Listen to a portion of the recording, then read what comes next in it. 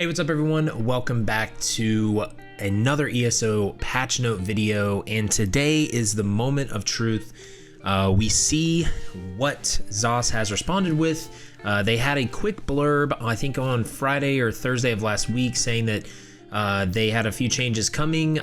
They did not look very promising though, and so now we actually have the data and what they're actually doing with the patch notes. But yeah, so we're gonna go over that. We're gonna cover it. I'm gonna give you my reaction and my initial thoughts of it, and yeah, just stuff going forward. We're gonna get to that. I just want to give a big shout out to the members and patrons, y'all. Just remember, we are switching our Patreon over to our membership, so you're gonna have early access. You're gonna have, everyone has access to the Discord, the private Discord for that, and you get your names up here on the screen that you see. So make sure to check out the membership, y'all, as we are going to be switching to YouTube streaming. Without further ado, let's get into the patch notes. Now, we're not going to go through all this other stuff because we really don't care about that. That's not what we're here for. I will say though that I don't really see any changes to dungeon or group difficulty. I mean, it just had a few things in here, but nothing that I'm seeing that they're lowering the difficulties of the dungeons. But here is what everyone's here for: combat and gameplay. So this is what is going to happen. I'm going to read this to you. I'm not going to go through every class because it's a lot of it's just like a few tweaks and stuff. But combat and abilities. So damage and healing over time ability standards are now better differentiated based on the type of ability they are. These changes mainly target area of effect based abilities to increase their tick rates and reduce their durations. Damage over time effects that stick to a target remain at their new standard introduced in PTS 8.1. That's the first one they introduced, with a 20-second duration. 2-second frequencies coming in at the 0.105 coefficient DPS, so that is still a damage reduction. So what is a sticky dot? So a sticky dot is essentially like engulfing flames from the Dragonite line. Hurricane is one because it sticks to you. It's whatever is like if it sticks to a target, if it is on the target and you don't have it on the ground, that is a sticky damage over time. Okay. Then it says adjusted damage over time abilities that are bound to a static area back to 10 seconds, 12 seconds, or 15 seconds, depending on their sourced skill line. These tick once every second, again with a reduced cost compared to what's currently on live servers, and 0.14 DPS down from 0.575 currently on live, and up from 0.105 from PTS 8.1. Okay, if an ability's DPS has been adjusted to a value outside of 0.14, the individual change list will note the change in efficacy. Healing over time abilities sourced from a static area now tick once every second, with an overall coefficient per second remaining as the same in PTS 8.10.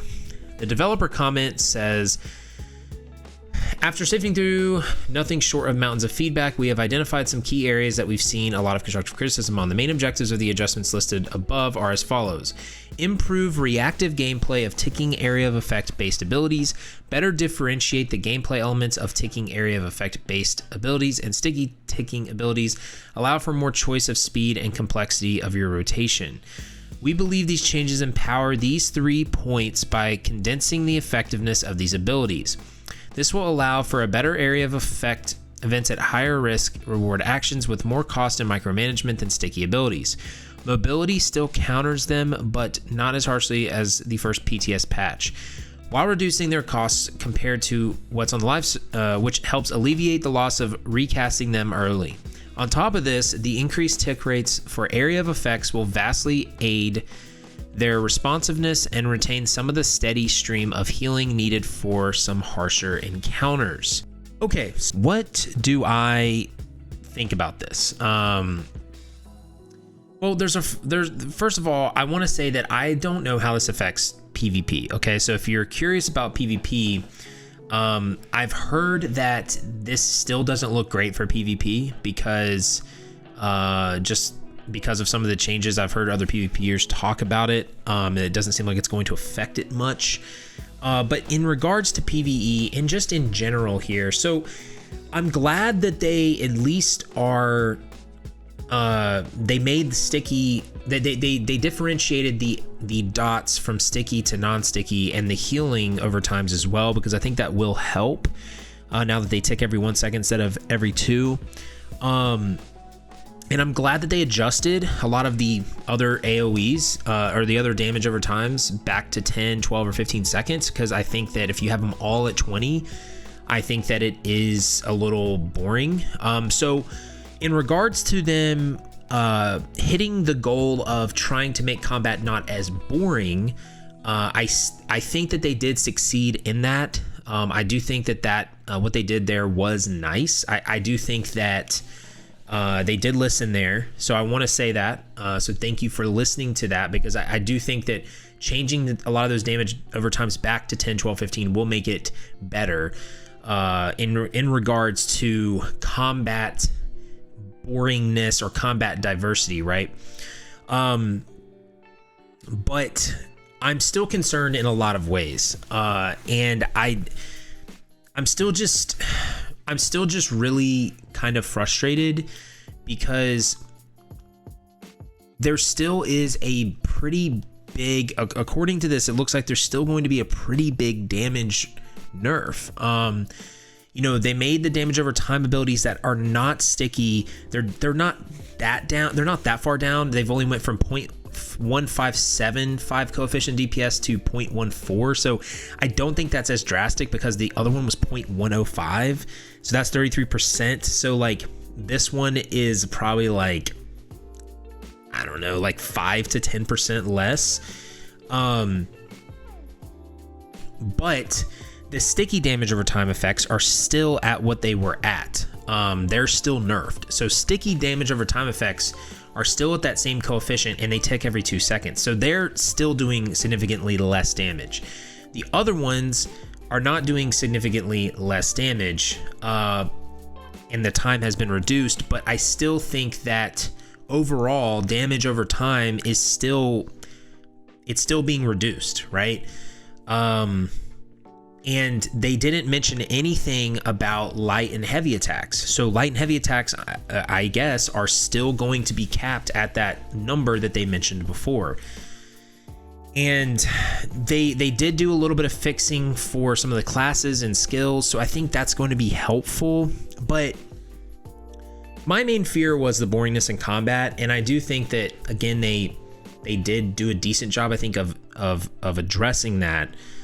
But I will say that I'm just still concerned for the game. I still think, I don't think that this change is needed. There is no reason to change the damage over times, the heals, really any of it. But I think that the obvious damage reduction in light attacks, a lot of the in-game players are saying that that's something they think that should have happened a while ago. I think that's okay, but I don't understand how this is hitting their goal of accessibility. I still don't understand it, because keeping up a 10, 12, 15, 20 second dot, in my opinion, I just don't think that is that difficult. Like, I think most people that play the game can do that, you know? And so I just think that nerfing the damage even a little bit of those, and nerfing the light attack damage, basically capping people, I just think that I don't see the vision of accessibility, increased accessibility. Okay, that's my first big problem with this, is I still don't see the vision. I don't understand how this is going to help when you haven't reduced the overall damage output of, you know, encounters and all that stuff. I just don't understand it, right? So that doesn't make any sense to me. I still don't get that. But the other big thing that is just, it's a big deal, is change fatigue. I just think that this is a change that no one wants. And it's, again, I think players and newer players and mid-game players, and especially in-game players, are honestly just really tired. We're just tired of it. Nephis made a really good point recently on why change fatigue is so annoying, honestly. And it's because like when I make a build video, right, I make mid-game builds, mid-tier builds. Most of the time I don't have to change the map that much, right? But when something like this happens, or when there's drastic buffs or debuffs in classes, sometimes I do have to change them. But for in-game builds, they have to change those every 3 months.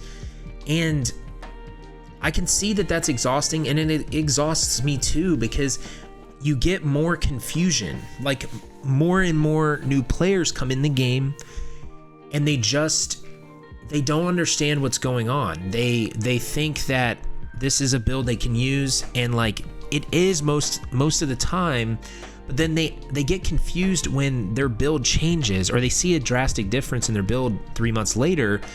And then a lot of times I think those players just end up not playing the game.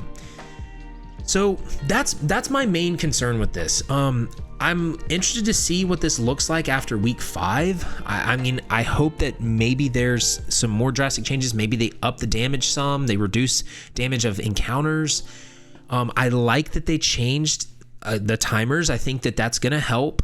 But I'm still concerned for the path of the game. I just don't understand the vision here. I don't think that they're doing.